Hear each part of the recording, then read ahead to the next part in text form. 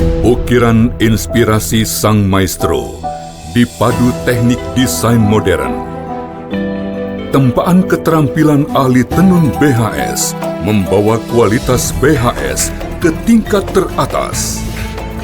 Puluhan tahun pengalaman dan dedikasi untuk sebuah mahakarya seni tenun Indonesia. BHS, The Art of Craftsmanship. Motivasi gini loh, jadi jangan sampai kita ini menjadi orang yang kurang cerdas. Urusan rezeki tadi sudah kita sampaikan, ditanggung, sudah ada jatah masing-masing. Kalau jatahnya kita itu sekian, mau sampai nyungsep kayak apa ya nggak akan nambah.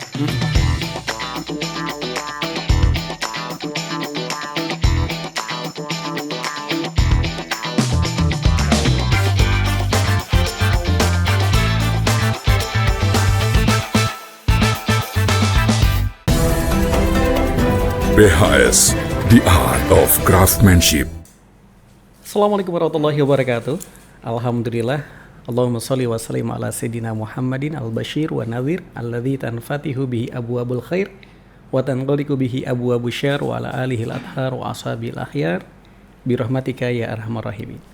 Pemirsa Al-Baja TV, senang sekali kembali kita berjumpa dalam program Bincang Spesial Ramadan, yang semoga hari ini semakin kita yakin bahwa rizki yang Allah berikan kepada kita menjadi rizki yang berkah untuk keluarga tercinta. Oleh karena itu, di kesempatan hari ini, mari kita merenungi apakah benar kalau kita mencari cuan itu hanya untuk dunia saja, atau justru ketika kita mencari cuan atau bekerja akan berbuah pahala di sisi Allah Subhanahu wa taala.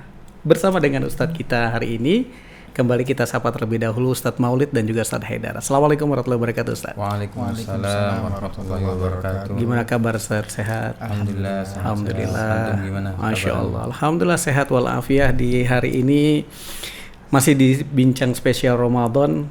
Kita ini terkadang melihat begitu banyak orang yang punya semangat untuk menafkahi keluarga, tapi terkadang mereka juga lupa terhadap ibadah. Nah, kita mau tanya dengan Ustadz Maulid terlebih dahulu. Sebenarnya ketika kita mencari nafkah, cara membaginya kita itu seperti apa antara kebersamaan dengan keluarga, yaitu merupakan nafkah batin, dengan kita mencari rizki atau cuan. Nah, itu cara membaginya seperti apa, Ustadz? Baik. Bismillahirrahmanirrahim. Mencari nafkah di sini berarti sesuai dengan yang ditanyakan untuk orang yang sudah berkeluarga. Betul, karena dia punya kewajiban untuk memenuhi kebutuhan keluarga kan ya. Artinya ada kalanya orang itu ketika bekerja mencari nafkah, mungkin dia masih single, belum menikah, ya sah-sah saja kan, boleh-boleh aja. Tapi kalau yang tadi ditanyakan oleh Abi Aska, berarti biar adil porsi dia bekerja dengan juga porsi dia dengan keluarganya. Baik, jadi memang benar bahwasanya bekerja itu adalah kewajiban sebenarnya. Jadi merupakan tanggung jawab sebagai seorang kepala rumah tangga, dia memenuhi kebutuhan keluarga di rumah, dan itu bukan hal yang salah, bahkan bisa menjadi sebuah nilai ibadah jika dia memang diniatkan untuk mencukupi kebutuhan keluarga. Apalagi dia punya orang tua juga yang wajib untuk diberikan nafkah. Asalkan dia ketika bekerja pun dia niat untuk ibadah, maka ada nilai pahalanya di situ. Sepanjang hari dia bekerja, keluar rumah, keluar dari rumahnya, ke pasar, ke kantornya, niat dengan niat tersebut, maka ditulis sebagai pahala di hadapan Allah Subhanahu wa taala. Alangkah indahnya. Maka kalau niatnya benar itu ketika bekerja dengan tujuan pengen beribadah, maka yang akan ada namanya porsi adil. Artinya dia nggak akan lagi mengabaikan kehangatan dengan keluarga. Berbeda dengan orang yang ketika bekerja itu tujuannya hanya memperkaya, atau ya mungkin dia pengen semakin mengumpulkan puing-puing duniawinya gitu kan. Tapi nggak ada dia melintaskan untuk ibadah. Padahal Nabi nganjurkan, bukankah pernah dalam sebuah keterangan hadis itu ada sahabat melihat ada seorang laki-laki yang masih kuat, keker gitu. Dia ternyata manggul kayu bakar. Kemudian ada sebagian yang bertanya, ini pemuda, andaikan dia itu berjihad, dia ini berperang, itu lebih afdol, fisabilillah misalnya. Maka Nabi katakan, jangan kalian katakan demikian. Bisa saja pemuda tadi, kalau dia ketika bekerja dengan tujuan agar dia nggak suka minta-minta, menjadi sebab iffah untuk dirinya, maka fahuwa fisabilillah, dia pun di jalan Allah loh.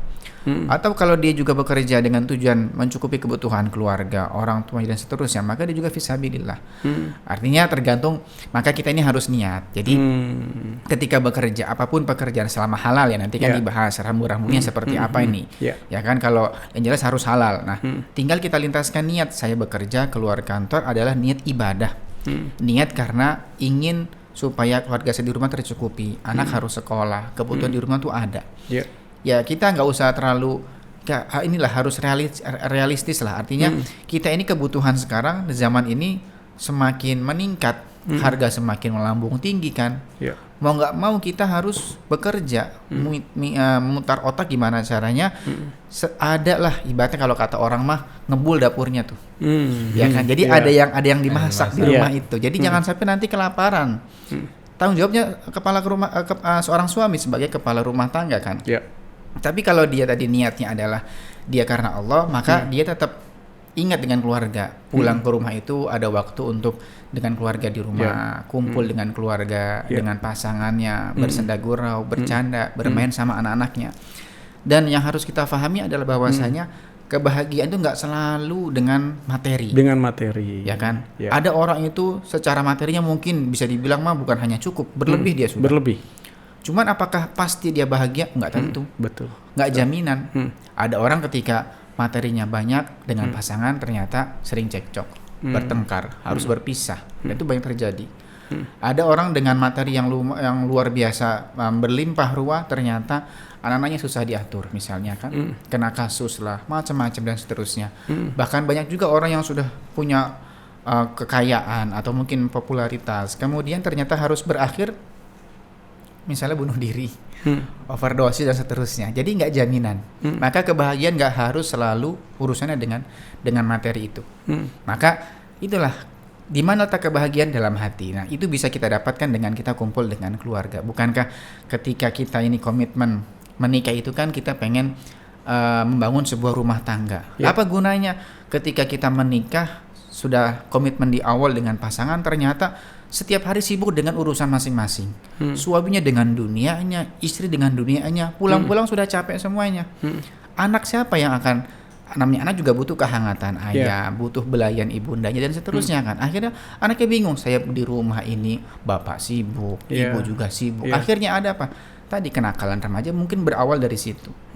Maka benar kita harus membagi porsi yang adil antara aktivitas kerja kita di luar rumah dengan kumpul dengan keluarga. Atau mungkin tadi diistilahkan oleh Abi adalah nafkah lahir dan nafkah batin itu. Nah, itu bisa tercapai mungkin kalau kita benar dalam niat. Karena kalau kita niatnya hanya untuk mengumpulin duit, ya terus kita nih akan tadi nggak ada puasnya, terus udah kita nih kayak kalap lah kata orang itu. Wah, bagaimana caranya semakin harus ngejar target, harus begini. Tapi kalau niatnya karena Allah, ya saya sudah melaksanakan kewajiban, urusan dapat atau enggaknya adalah itu memang sudah jatah kan. Namanya rezeki sudah ada jatahnya masing-masing. Alladzi li ghairik la yasil ilaik wa ladzi qusim lak hasilun ladaika, kata Imam Haddad kan. Kalau memang sudah jatahmu pasti nyampe kok. Ya kan, tapi ya kalau sudah bukan bagianmu, bagaimana caranya mau nyungsep jungkir balik, nggak akan pernah sampai kepadamu. Jadi yang paling utama adalah tata niat kita, apapun pekerjaan, tapi nanti dengan rambu-rambu harus halal. Itu adalah harus niat karena Allah, niat ibadah, bekerja untuk mencukupi kebutuhan keluarga di rumah, seperti itu. Masya Allah. Dan ini berulang-ulang Ustadz Maulid menyampaikan bahwasanya kembalikan kepada niat, kemudian hadirkan lagi dalam niat. Nah, mungkin di antara kita pemirsa Al-Bahjah TV ini sampai lupa niat. Nah, itu gimana tuh? Ketika keluar dari rumah pokoknya kerja aja. Padahal ada sisipan niat yang harus ditanamkan.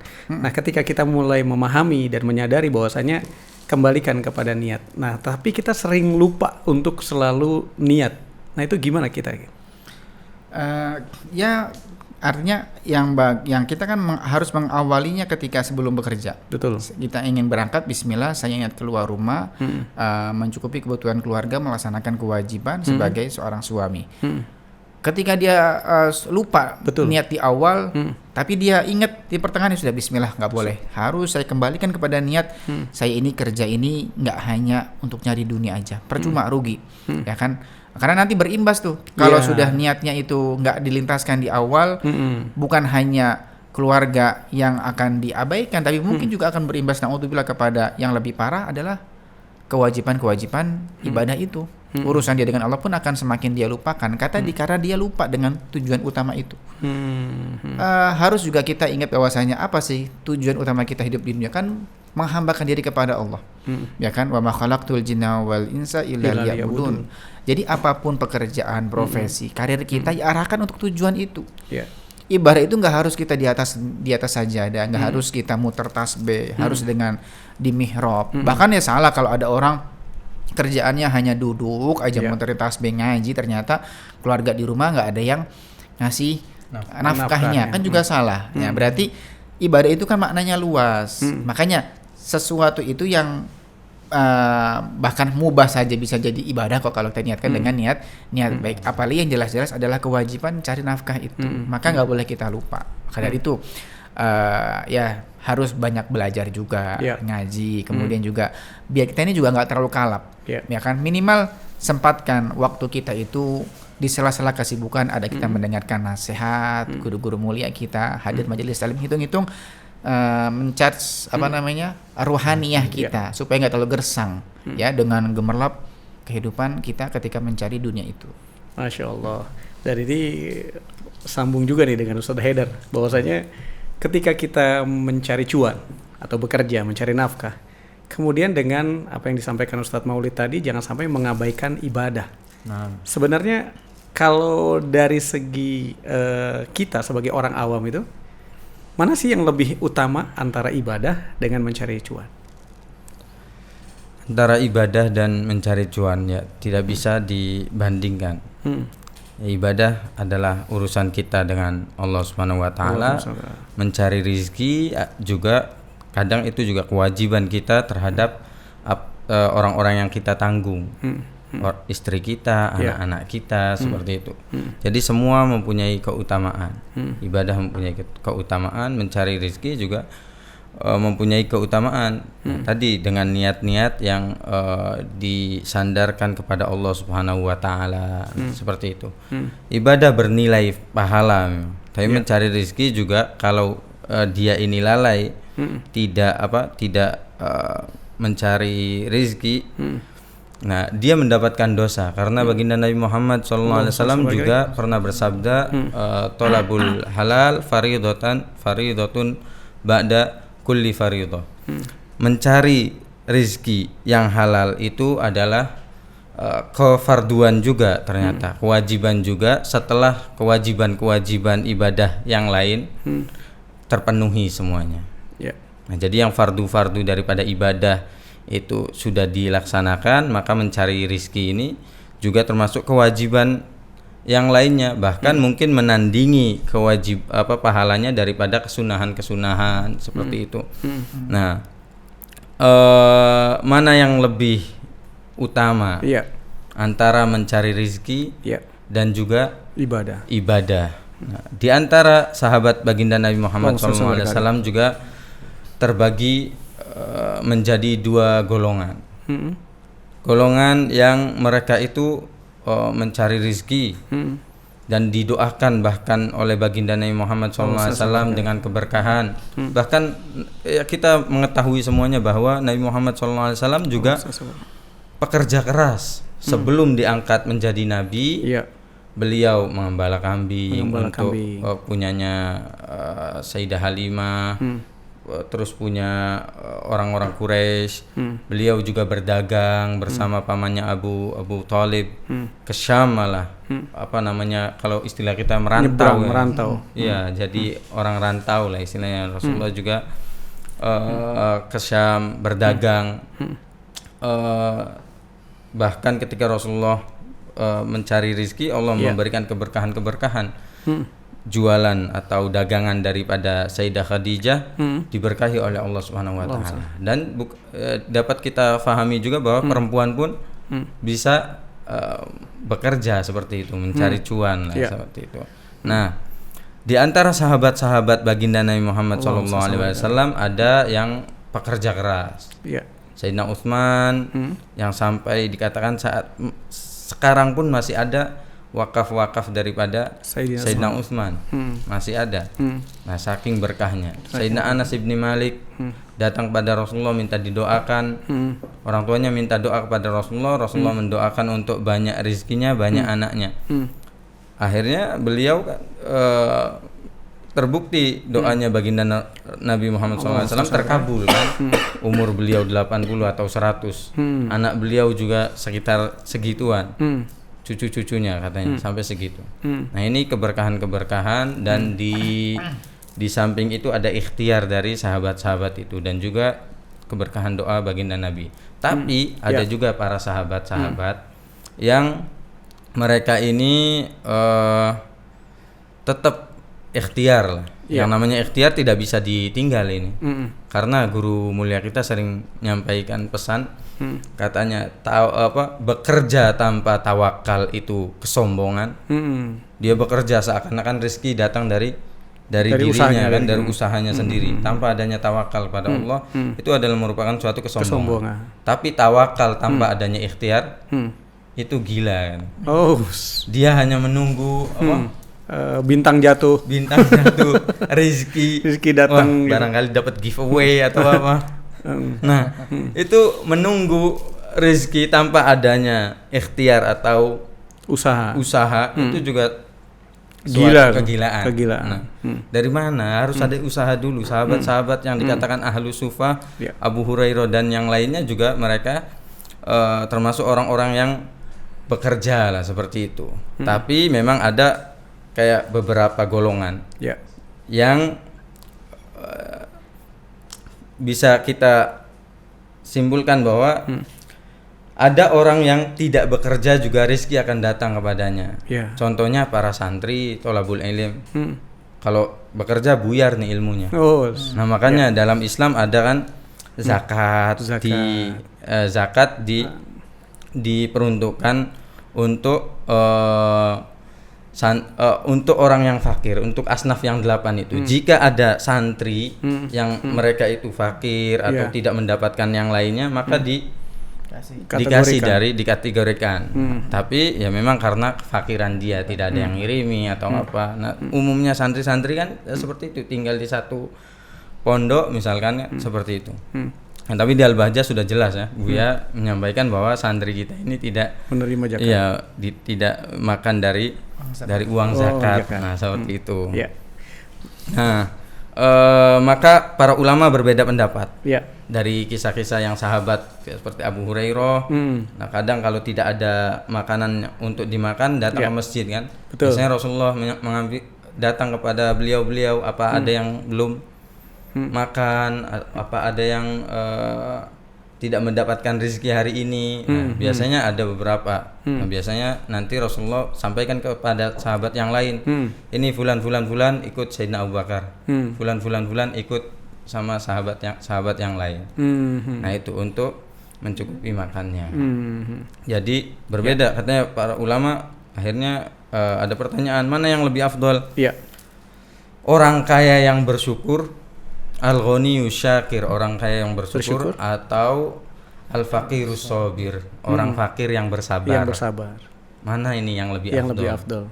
Nah, katanya Imam Ghazali, semuanya dilihat dengan keadaannya masing-masing, apa yang ada di dalam hatinya itu. Kalau dia dengan kayanya itu terus bersyukur, tidak minta-minta kepada orang lain, maka kekayaannya lebih baik daripada kefakirannya.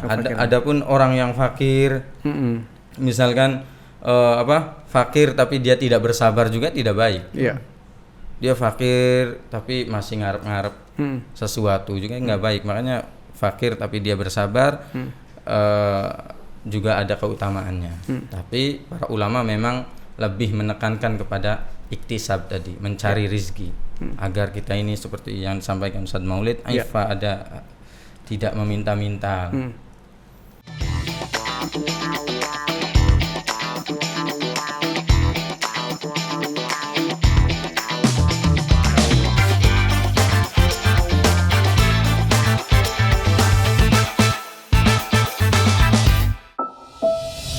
Ukiran inspirasi sang maestro dipadu teknik desain modern.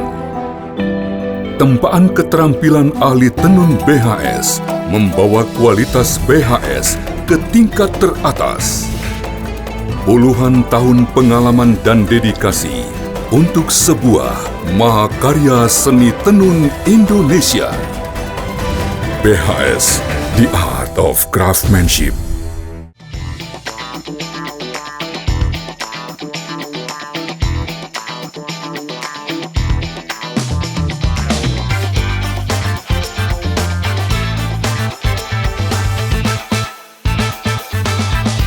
Baik, Masya Allah, Ustadz Haidar nih makin lengkap sekali nih wawasan kita dan pengetahuan kita tentang semangat mencari cuan.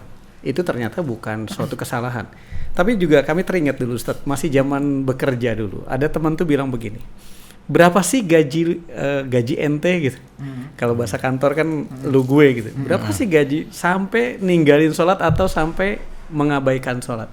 Nah ini bahasa seperti ini sebenarnya teguran secara keras, tapi aktualnya memang ketika sudah di dunia perkantoran itu merasa antarlah akhirnya terlewatlah dengan waktu istirahat, terlewat dengan waktu jam makan, terlewat dengan waktu akhirnya mulai masuk jam kerja, sehingga membuat kita ini untuk ibadah gimana memotivasi kita bahwasanya ya kerja begitu. Tapi waktunya ibadah dengan disediakan, karena memang perusahaan kan menyediakan waktu tadi. Bukan cuma hanya jam makan siang saja, tapi lebih kepada manfaatkan jam itu untuk juga ibadah. Gimana supaya kita termotivasi? Baik. Jadi gini, yang pertama tadi Ustadz Haidar menyampaikan kewajiban kita itu ada kewajiban kepada Allah, ada kewajiban kepada urusan dengan manusia. Urusan manusia. Sholat 5 waktu itu kan adalah kewajiban kepada Allah. Bekerja mencari kewajiban kepada manusia. Nah ini sama-sama wajib. Mana yang didahulukan? Jelas kewajiban kepada Allah dong. Itu harus nomor 1 sudah, nggak pakai tawar-menawar. Nah ternyata kewajiban kita dengan Allah itu kan adalah sangat-sangat ringan sekali. Sholat 5 waktu itu butuh berapa menit sih? Misalnya pun di kantor jam kerja itu paling kita harus sholatnya di tengah-tengah jam kerja adalah hanya di zuhur dan asar. Subuh kan kita belum berangkat, masih di rumah. Maghrib, isya sudah di rumah. Berarti zuhur sama asar toh ini hanya sebentar saja. Mentok-mentok paling hanya 10 menit. Itu bagi orang yang sholatnya sudah khusyuk. Dengan sunah-sunahnya, baca surat-surat pendeknya. Kalau dia bisa ngebut lagi, sedikit speednya ditingkatin, lebih cepat itu. Lebih cepat lagi. Artinya nggak ada alasan kita ini untuk bisa meninggalkan kewajiban pada Allah. Jadi apalagi dari manajemen kantor sudah menyediakan, memfasilitasi ada tempat ibadah, ada musholahnya, dan diizinkan silahkan kamu sholat.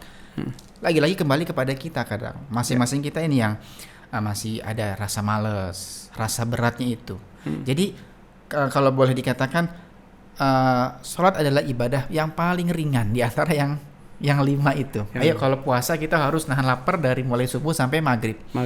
Zakat itu kita harus rela motong 2,5% dari harta kita. Apalagi haji umroh harus kita korban, nabung tenaga juga kan berhari-hari. Tapi sholat yang waktu ya Allah cuma 5 menit tok. Tapi ternyata adalah sangat berat. Wa innaha lakabiratun illa 'alal khasyiin. Ternyata ibadah yang paling ringan adalah paling berat itu saat itu. Kalau dari gerakan paling ringan, cuman gerak nggak pakai ngos-ngosan, nggak pakai keringetan, tapi adalah terasa sangat berat kecuali bagi orang yang khusyuk tadi itu. Jadi kembali kepada pribadi kita itu. Jadi harus kita bagaimana tadi biar memotivasi gini loh. Jadi jangan sampai kita ini menjadi orang yang kurang cerdas. Urusan rezeki tadi sudah kita sampaikan ditanggung, sudah ada jatah masing-masing. Kalau jatahnya kita itu sekian, mau sampai nyungsep ke apa ya nggak akan nambah. Tapi urusan kita dengan akhirat itu belum ada jaminan. Kita sekarang tahu nanti bagaimana kira-kira kita untuk setelah meninggal dunia, termasuk orang yang dibukakan taman surga kah? Amin insyaallah. Atau karena naudzubillah menjadi hufrah min hufariniran yang lahat kita kan kita nggak ngerti, maka ini sesuatu yang belum pasti ini kita kejar dong harusnya. Jangan kita kebalik mengejar sesuatu yang sudah pasti yaitu rezeki, tapi mengabaikan hal-hal yang masih misteri bagi kita. Jadi harusnya kebalik. Ayo yang sudah pasti ini mah agak santai aja. Ya kan ibaratnya mah kalau ini mah sudah jelas kok ada bagiannya, udahlah nyantai aja. Ini loh yang belum jelas, ini urusan kita dengan Allah, urusan akhirat. Ya kan jangan sampai kita menjadi orang yang kurang cerdas. Ya kan kita bakal ngerugi. Jadi tetap ada porsinya. Kapan kita bekerja, kapan kita untuk ibadah. Jangan mengatakan pada baiklah gitu. Sama aja lah, orang juga sholat, anggar tetap aja susah gitu. Emang nggak pernah ada janji emang Allah nggak pernah berjanji begitu. Emang Allah berjanji kalau kamu ibadah sholat bakal kaya? Enggak gitu janjinya. Itu mah sudah jatah orang, ada yang kaya, ada yang miskin, itu sudah sunatullah, sudah harus berlaku. Janjinya Allah adalah kalau kita patuh mengerjakan perintah Allah adalah falanuhyiyannahu hayatan thayyibah. Maka yang janji Allah adalah akan diberikan kehidupan yang baik. Bukan kaya. Tadi kan sudah disampaikan, kaya nggak jaminan hidupnya baik. Kaya bisa jadi ternyata broken home dengan pasangannya, anak-anaknya nggak ada yang nurut, banyak kena kasus. Tapi bisa saja orang fakir yang hidupnya pas-pasan ternyata kebahagiaan, nggak ada yang ngejar-ngejar, nggak punya beban hutang, nggak mikirin cicilan. Itulah hayatan thayyibah karena dia dekat dengan Allah. Ada orang kaya dekat dengan Allah hidupnya enak. Ada orang kaya nggak dengan Allah juga bakal sengsara hidupnya. Sama juga orang fakir kalau dia dengan Allah juga bakal tenang kok, hidupnya bahagia. Atau sudah fakir malah dia jauh dari Allah, ya 2 kali dia musibahnya kan begitu. Jadi kayak miskin itu adalah sudah jatah, nggak jaminan. Kita nih boleh kita ngejar silakan, kita boleh jadi kaya boleh, ya kan, silakan semangat, ya kan. Tapi tadi jangan sampai melupakan urusan akhirat tadi yang jelas-jelas kita ini menjadi tujuan utama kita. Di dunia kita paling misalnya kaya raya ya paling hanya berapa tahun sih kita bisa menikmati. Itu pun kalau misalnya ternyata naudzubillah di akhir ternyata dikasih sakit sama Allah, ya sudah, wassalam kita. Ya kan, yang bikin enak kan rasa sehatnya, bukan rasa bumbu yang sedap di makanan itu. Itu yang rezeki kan adalah sehatnya, bukan makanannya. Sudah siap makanan lezat, ternyata kata dokter kamu nggak boleh makan itu. Sariawan lidahnya. Ya sariawan, darah tinggi, dipantang, percuma kan. Maka dari itu jadi kita nggak boleh lupa bahwasanya yang Allah berikan berupa karunia-Nya sangat banyak sekali. Maka janganlah kita menjadi hamba-hamba yang nggak tahu diri lah. Sudah dikasih rezeki, dikasih saya sama Allah. Allah cuma minta nih kalau sudah waktunya sholat zuhur, ayo sholat dulu, nanti lanjutkan kan boleh kan? Aktivitas lanjutkan saja. Nah ini kan kadang ada orang ini nggak tahu diri, sudah dikasih rezeki, sudah dikasih, masih lupa dengan Allah Ta'ala. Nanti ketika ada masalah, wah gimana sih Allah nggak sayang, kamunya aja yang nggak tahu diri kan? Gitu. Iya betul sekali. Dan masya Allah ini memang kebijakan-kebijakan dari perusahaan diantaranya dengan waktu jam istirahat tadi itu sebenarnya juga dimanfaatkan untuk bisa menyadari ibadah kepada Allah. Nah diantaranya lagi Ustaz, saat ini kan memang hampir mayoritas wanita itu kayaknya kalau nggak kerja tuh kayaknya biasa aja sih gitu. Tapi ketika dia bekerja, apa sih sebenarnya tips-tips agar menjadi wanita pekerja atau wanita karir tuh yang tidak melanggar syariat? Baik. Pertama adalah bagi akhwat atau ibu-ibu yang soleha, nggak usah gengsi kalau punya profesi sebagai IRT, ibu rumah tangga. Kadang orang tuh gengsi, apa pekerjaan kamu IRT? Kok IRT sih? Enggak, itu pekerjaan sangat mahal sekali. Kenapa? Karena dari itu mencetak orang-orang hebat. Sekarang ada pengusaha hebat, lahir dari mana? Dari pendidikan ibunya, pengasuhan ibundanya. Pengusaha, orang-orang hebat, presiden, orang berpengaruh, ulama, seterusnya. Nggak mungkin mereka nggak ada pengasuhan dari seorang ibu. Jadi mencetak generasi hebat ibu rumah tangga itu. Jadi nggak usah gengsi. Itu ibaratnya ibu itu adalah orang yang di balik layar keberhasilan orang-orang yang hebat sekarang. Jadi nggak usah gengsi dengan pekerjaan ibu rumah tangga. Maka kalaupun seorang wanita, seorang istri ingin berkiprah dengan niat membantu kebutuhan suami, mungkin kebutuhan itu semakin banyak, anak-anak semakin besar, semakin mahal, apa salahnya dia membantu ke pekerjaan suaminya. Boleh, Buya sering menyampaikan dengan beberapa rambu-rambu, diantaranya adalah dengan izin suami. Tapi nggak usah maksa, nggak usah. Ya udahlah kalau nggak boleh. Ngambek. Izin suami betulan. Kemudian yang kedua adalah pekerjaannya halal, bukan yang haram. Kemudian yang di tempat terhormat. Jadi nggak ada kholwat, nggak ada kholwat dengan laki-laki yang bukan mahramnya, atau nggak ada keharaman yang dilakukan di sana. Kemudian yang keempat adalah dia tidak meninggalkan kewajibannya sebagai seorang istri. Kan dia punya kewajiban, khidmah sama suaminya, ngurus anak di rumah, ya kan ini kan kewajiban. Kemudian yang terakhir tidak menjadikan dia sebab sombong di hadapan suami. Berapa banyak wanita itu kalau sudah lebih banyak harta ternyata merasa lebih hebat daripada suaminya. Kamu akhirnya ngeremehin, bahkan terkadang merendahkan suami dan berani durhaka gara-gara mentang-mentang dia ini lebih banyak duitnya ketimbang sang suami. Ini yang bahaya ini. Ya kan? Bagaimana dia pengen menjadi istri yang katanya soleha, kalau ternyata dia durhaka dengan sebab surganya dia, yaitu suaminya itu. Maka kalau kita patuh dengan 5 hal ini, bolehlah perempuan dia mencari nafkah, membantu sang suami dengan apa tadi? Izin suami, kemudian terhormat, halal pekerjaannya, tidak meninggalkan kewajiban sebagai seorang istri, dan tidak menjadikan dia sebab sombong di depan suaminya. Masya Allah. Dan itu menjadi rambu-rambu untuk para wanita karir. Untuk para wanita karir agar bisa lebih mencari cuan yang berkah. Ya, baik. Kembali lagi ke Ustadz Haidar. Nah, Ustadz Haidar sebenarnya simbol atau signal agar kita mencari cuan itu berkah. Dan dalam pandangan syariat itu seperti apa? Dalam pandangan syariat, terkhusus dengan rezeki tadi sudah sangat jelas sekali Ustadz Maulid memaparkan kalau rezeki adalah jatah yang sudah pasti akan dapat bagi setiap makhluk, bukan hanya manusia, makhluk apapun di bumi ini sudah mendapatkan jatahnya masing-masing. Terakhir mungkin Al-Fakir tutup dengan sabda baginda Nabi Muhammad SAW. Suatu ketika ada salah satu sahabat yang disuguhi oleh Rasulullah SAW tamar kurma. Nah, Ramadan ini cocoknya tamar kurma ya. Nah, lalu beliau ini memakan kurma tersebut, sahabat ini. Lalu Rasulullah SAW berpesan kepadanya, ama innahu laulam ta'tihi la'atatka, katanya. Ketahuilah sesungguhnya jika tanganmu pun tidak mengambil kurma tersebut, kamu tidak mengambil kurma tersebut, kurma itu kalau sudah ditetapkan menjadi rezekimu akan benar-benar masuk kepada mulutmu sendiri. Nah, itu sabda baginda Rasulullah SAW yang terus disampaikan oleh kepada para sahabat untuk meyakinkan bahwa rezeki ini sudah dijatah oleh Allah Subhanahu wa Ta'ala. Jangan terlalu banyak mengadu, jangan terlalu banyak mengeluh, karena sudah ada jaminan dari Allah Subhanahu wa Ta'ala. Masya Allah. Baik, terima kasih Ustadz Haidar, Ustadz Maulid.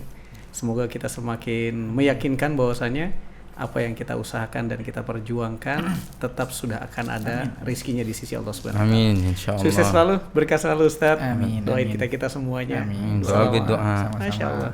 Assalamualaikum warahmatullahi wabarakatuh. Waalaikumsalam warahmatullahi Pemirsa wabarakatuh. Al-Baja TV, demikian bincang spesial Ramadan, dan semoga kita semakin memahami bahwa mencari cuan itu akan membawa berkah ketika kita menghadirkan Allah Subhanahu wa Ta'ala. Dan jangan terlalu capek di dalam mencari cuan, karena apa yang kita perjuangkan bisa jadi belum bisa kita dapatkan. Artinya sudah dijatah oleh Allah rizki yang kita dapatkan.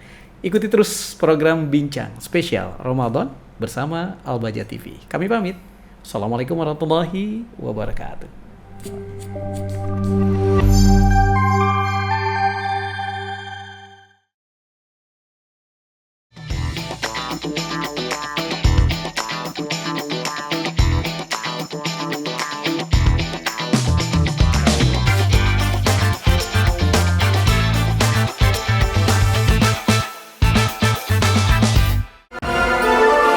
Atlas, inspiring the world. Atlas Super Premium. Superior color. Superior weave. Maximum density. Superior comfort.